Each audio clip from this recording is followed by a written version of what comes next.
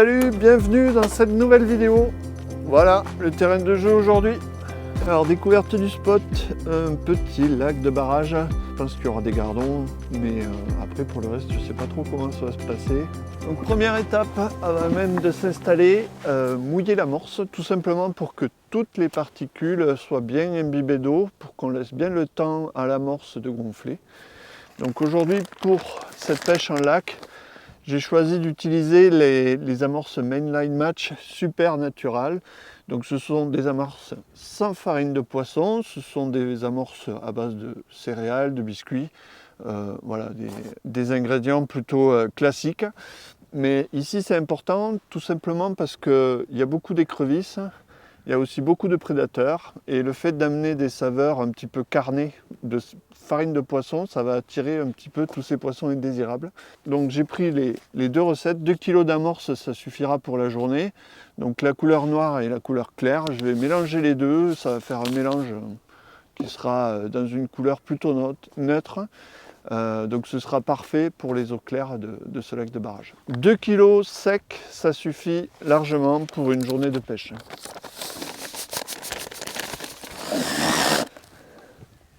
Donc c'est une amorce plutôt fine, mais ce qui va faire la différence aujourd'hui dans ce type de pêche, ce sont vraiment les éches. Donc là, on ne va pas trop se prendre la tête sur le type d'amorce qu'on utilise, la granulométrie, les saveurs, les arômes, voire les additifs. Ce qui vraiment va faire la différence sur ce type de pêche, ce sont les éches qu'on va incorporer dans les feeders.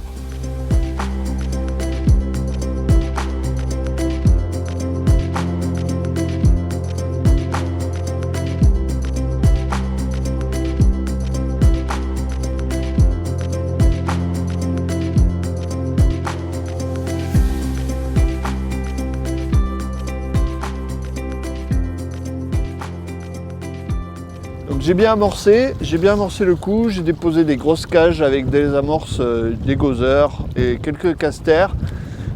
Donc là j'ai préparé mon feeder, je vais commencer avec un feeder de 40 grammes parce que sur le coup on a environ 6 mètres d'eau, donc c'est assez profond. Et je vais partir avec un hameçon numéro 16 et 2 gozzers piqués. Voilà, on y va, c'est parti, premier lancer.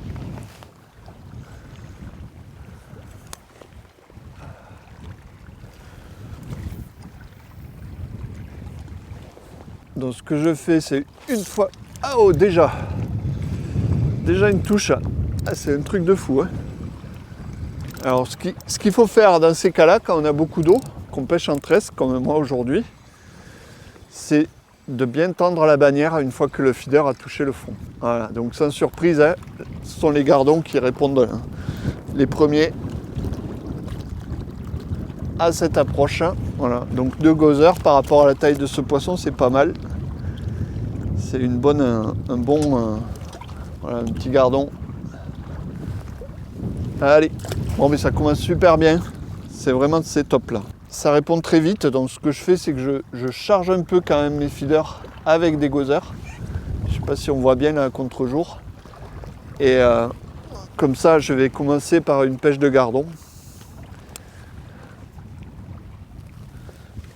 Alors avec la profondeur, ce qui est un peu délicat, c'est que les gardons, le feeder met pas mal de temps à descendre. Bon, pour l'instant, c'est pas un problème parce que c'est le début de la pêche, ça va me permettre aussi d'attirer des poissons et de laisser des particules un peu dans la colonne d'eau. Peut-être que plus tard dans la pêche, je vais alourdir mon feeder ou passer sur un feeder ouvert avec des parois pleines plutôt qu'avec une paroi grillagée. Ah ouais, encore une tape. Ah, les touches sont assez violentes, hein. C'est des poissons qui sont affamés. Bon, c'est bien déjà, c'est bon signe, il y a de l'activité sur le coup dès le début de la pêche. Donc c'est souvent le signe quand même d'une bonne journée qui commence, quoi.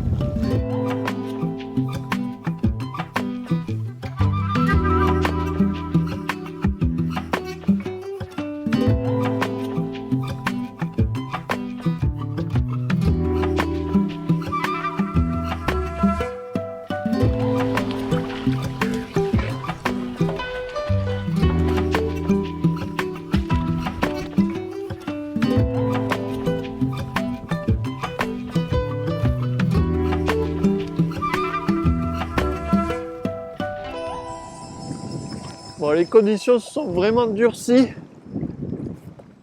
La pêche est devenue très difficile à cause du vent. C'est vraiment pas évident. J'ai quand même pris un bel hybride, une belle brème. Et là maintenant je pris une petite plaquette. C'est pas vraiment les poissons ciblés, mais on est encore sur le début de pêche. Et c'est quand même intéressant de prendre les petits poissons pour mettre du rythme.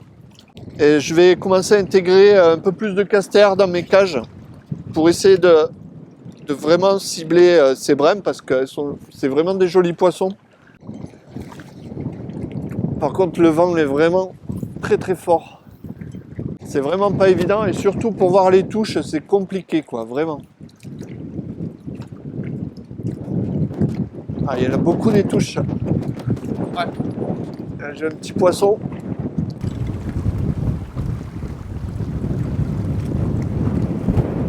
Voilà, donc là c'est un gardon.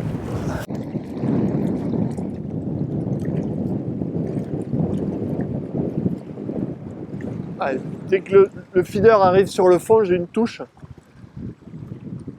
J'arrive même pas à fixer ces brèmes. Tellement il y a de l'activité. C'est une pêche de dingue. Voilà. Wow. Là c'est vraiment un très beau gardon. Superbe. Bon, un petit point d'étape, il y a vraiment beaucoup de vent. Ça devient très compliqué de pêcher. Ce que je vais faire maintenant, c'est que je vais incorporer un peu plus de vers de terreau. Je vais passer sur une approche plutôt pour les beaux poissons parce qu'il y a vraiment de la touche. Il y a des poissons de toutes les tailles. Joli poisson au bout de la ligne, mais pour moi, c'est pas un vrai poisson.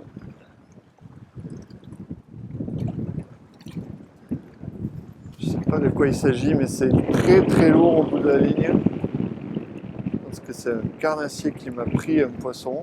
Voilà. Ah oui, c'est un poisson qui est pris par le côté. Je pensais que c'était un beau poisson, mais non. C'est pas un gros poisson. C'est une plaquette qui est prise par le côté. Elle est vraiment prise par le flanc. Hop. Voilà, une jolie plaquette. Ça, c'est un hybride. Ce genre de poisson, on les sent bien au bout de la ligne. Ils ont vraiment une défense très particulière. C'est pas un gardon, c'est pas une brème. C'est beaucoup plus violent. Oh, oh, joli, joli.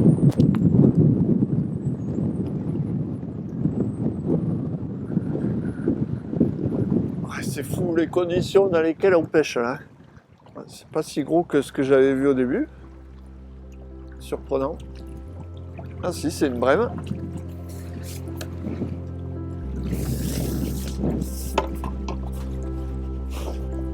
Et voilà. Une plaquette.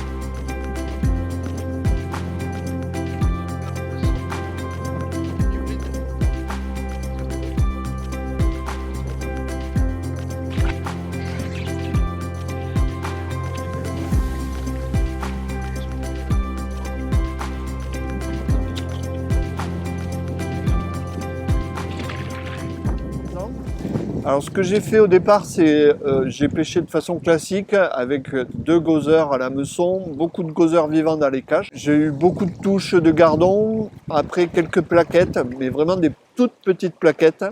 Et après j'ai été un peu plus agressif et là j'ai commencé à avoir des brèmes qui sont arrivées. Alors là j'ai coupé des vers, j'ai rajouté des casters, j'ai mis un peu moins de gozzers vivants, je suis passé sur des cages, des modèles ouverts. Donc comme ceci, qui permettent de vraiment disposer les èches très précisément sous forme de petits tas sur le fond. Il n'y a rien qui tombe de la cage durant la descente. Alors comme ici on a pas mal de fond, c'est assez intéressant pour les beaux poissons cette approche. Mais ça n'a pas mal fonctionné. Je crois que même au contraire, j'ai moins de touches depuis que je suis passé sur cette cage-là. Donc je vais revenir avec une cage grillage. Voilà. Et plutôt cette fois avec un poids de 50 grammes pour vraiment traverser cette couche d'eau assez rapidement. Donc au début de la pêche, j'ai commencé avec 2 gozzers, donc un enfilé sur la tige de l'hameçon et l'autre libre sur la pointe. Donc ça c'est un très bon échage pour prendre les gardons et notamment quand on a un gros hameçon avec une bonne ouverture comme celui-ci, c'est un gros numéro 14. Donc ensuite, j'ai mis 3 gozzers à l'hameçon, voilà, pour essayer de prendre plutôt des grosses plaquettes ou même des brèmes. Là, ce que j'ai vu, c'est que effectivement, il y avait quelques brèmes, mais il n'y en a pas énormément. C'est-à-dire que j'arrive pas à les fixer sur le coup. Donc c'est pas très intéressant de les pêcher comme ça et c'est peut-être pas très payant, sachant qu'on peut prendre aussi bien des gardons que des brèmes en pêchant avec 2 gozzers comme je vous ai montré précédemment. Et ça permet quand même d'avoir beaucoup de rythme dans la pêche et d'alimenter très régulièrement le coup. Ensuite, la dernière possibilité, c'est celle de mettre un seul asticot à l'hameçon. Alors ici, qu'est-ce que ça me rapporte? Ça me rapporte des petites plaquettes, des petits gardons. La pêche est très rythmée, mais au final, c'est peut-être pas ce qu'il y a de plus intéressant à pêcher ici. Peut-être on pourrait avoir une pêche de beau gardon avec quelques brèmes dedans. Donc, pour moi, pour l'instant, la meilleure solution, ça reste 2 gozzers, dont un enfilé. Et on voit qu'avec un même hameçon, et par contre en échant de façon différente et le nombre de gozzers, sur un lac comme ici, on peut avoir une pêche totalement différente.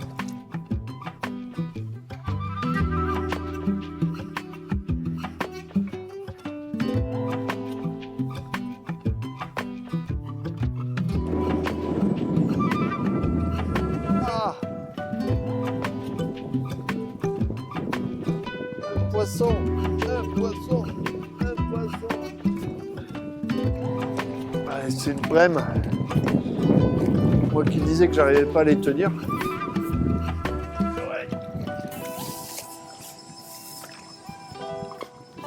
Bon, il fait vraiment froid là. Le vent devient glacial là, ce milieu d'après-midi. Donc il faut s'habiller. Alors c'est vraiment pas mal en ce moment parce que les brèmes commencent à arriver. Donc à chaque fois, c'est vraiment des beaux poissons à chaque coup de ligne. Alors je fais une pause pour m'habiller et me réchauffer un peu. J'espère que les poissons seront toujours là quand je vais repartir pêcher. Bon, encore un beau poisson là. Je sais pas trop ce que ça va être cette fois-ci. Depuis tout à l'heure, je prends des hybrides gardon brème, donc quelques belles brèmes aussi. En général, ouais, voilà, ça c'est une plaquette. Voilà, la pêche s'est vraiment modifiée depuis ce matin. Maintenant, c'est à chaque coup de ligne, ce sont des beaux poissons. Fini les gardons et les petites plaquettes. Voilà. Petite brème. Voilà, bas de ligne de 50 cm. Voilà, du 16 sur 14.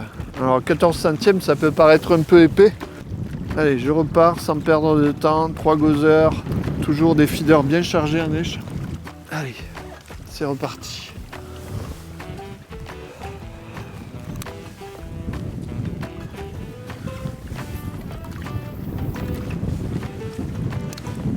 Là, j'en tiens une belle, là. Là, j'en tiens une belle.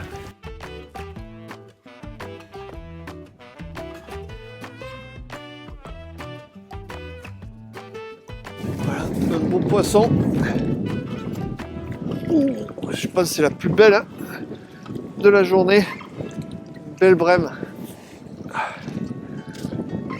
Très beau poisson. Magnifique.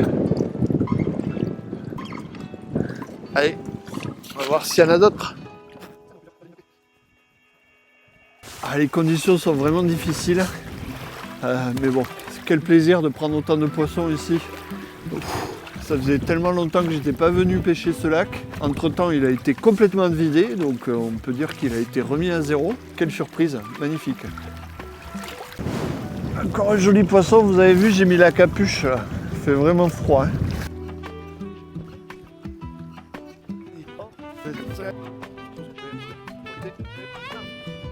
Par la nageoire même. Par la nageoire dorsale. Hop. Ça compte quand même, hein. C'est dans la louche. Voilà, c'était pas un gros poisson. C'était juste un poisson piqué par la nageoire ici. Un beau poisson. À l'épuisette. Ouais, c'est une jolie brème. Super.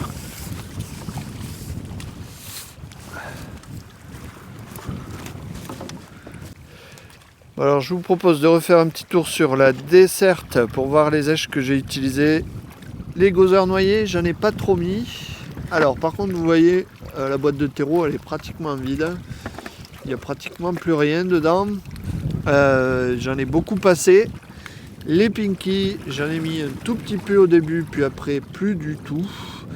Pas mal de gozer rouges. Là aussi le mélange de graines ça a pas mal envoyé. Des casters, donc toujours dans mes coupelles, les vers coupés, le mélange avec un peu de maïs. Voilà, le maïs coupé c'est très bon pour les hybrides.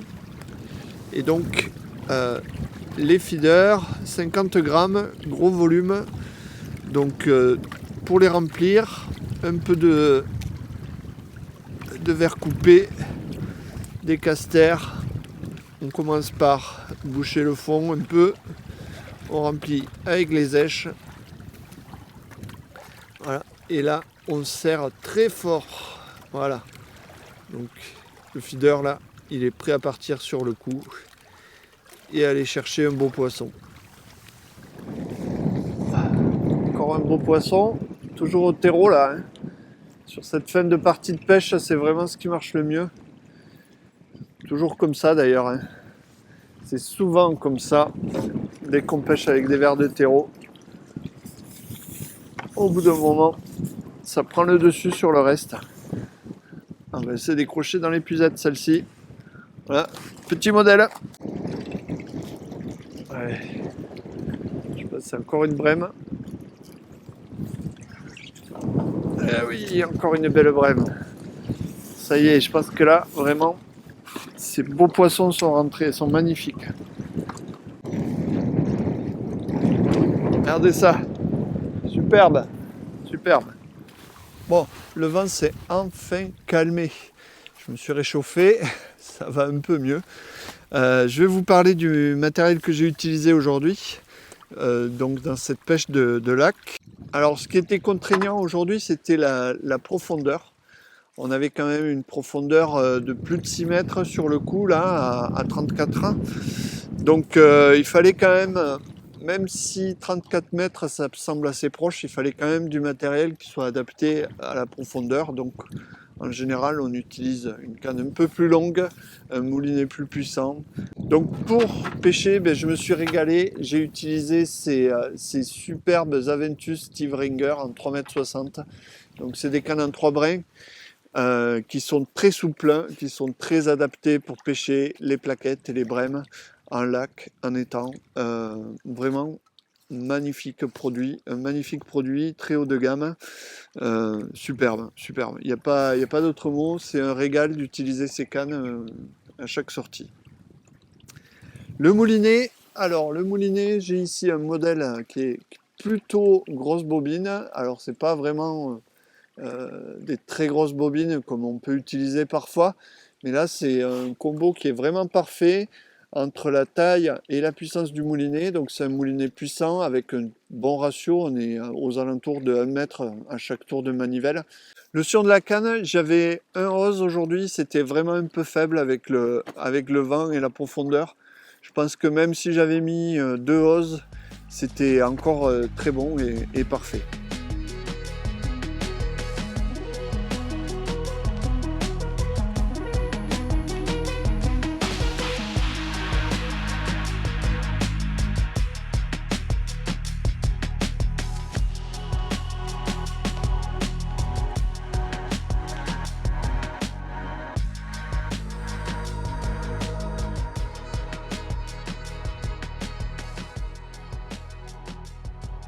Au niveau du montage, donc toujours le montage que j'aime bien, c'est une potence ici qui supporte le feeder, qui coulisse avec ici un petit arrêt, juste un nœud, une torsade, un émoillon pour changer rapidement de bas de ligne. Et derrière, j'avais donc un bas de ligne, comme je vous l'ai dit, en 50 cm de long. Au-dessus, là, j'avais un petit stop flotte. C'était pour essayer de faire un autoferrage. Mais c'était pas utile aujourd'hui parce qu'avec le vent et aussi, je dirais, l'appétit des poissons qui était vraiment très gourmand, il fallait de l'amplitude pour que la touche soit bien marquée et l'autoferrage, du coup, il était vraiment pas... Ici, j'ai plus de 20 cm d'écart entre ma potence et mon stop qui est au-dessus. Donc il fallait vraiment pouvoir conserver l'amplitude des touches pour bien les voir sur le sion. Niveau des feeders, donc les feeders Exchange, donc Guru en 50 grammes, parfait, gros volume. Voilà, aujourd'hui ce lac, il y a vraiment du poisson, il y a des beaux poissons aussi, j'étais tout seul. Il n'y avait pas de raison de pêcher avec des petites cages. Ensuite, juste pour vous montrer la différence donc avec ce modèle ouvert, donc qui est ouvert des deux côtés et fermé sur le corps, avec un corps en plastique plein.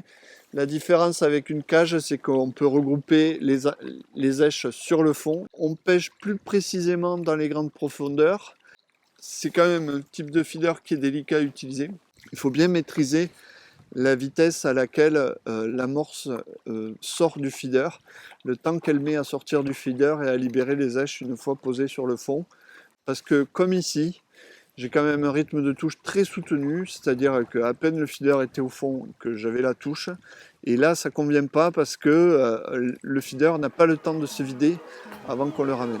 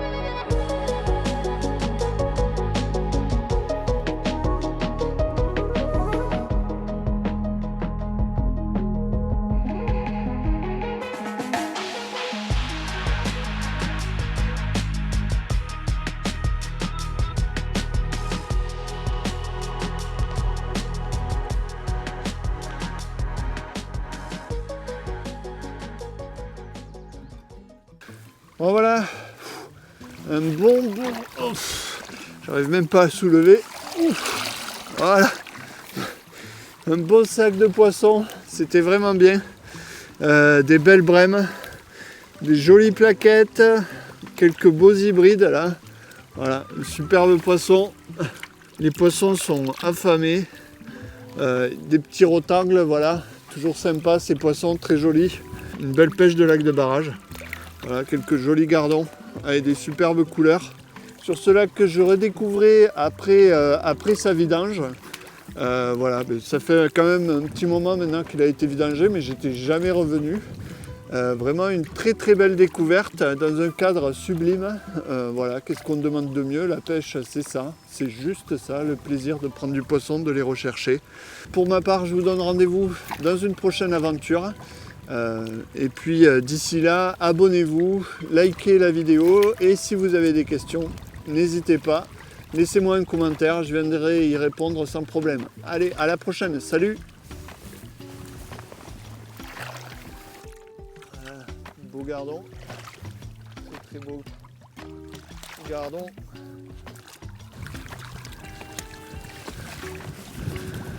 Ah. Oh, putain.